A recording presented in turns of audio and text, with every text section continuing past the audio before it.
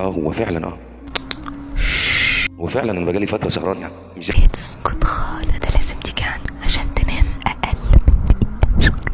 تعال اقول لك على حاجه جميله. سيبك من اي حاجه هبل. انا مش عارف انت بتعملي ايه بالظبط، يعني ايه اللي هو ايه ده محتوى يعني؟ ايه اللي انتوا بتعملوه ده؟ حاجه كده خلي الدم يفور، والغريب ان في ناس مصدقه وناس متابعه وحاجه كده الله اعلم بها. طيب انا عندي ارق مش عارف انام والدنيا بايظه وهاخد منوم، المنوم مش عامل حاجه. تعال اقول لك على حاجه انا مجربها وجميله، ونصلي على سيدنا النبي صلى الله عليه وسلم. ايه هي؟ لما تروح عند الفراش، انفض الفراش كده، يمكن يكون في حاجه، في حشره، ونذكر اسم الله بسم الله 3 مرات. طيب انا هنام، سيبك بقى من الدنيا كلها، لان فتره النوم دي يعتبر فتره ممات قصيره.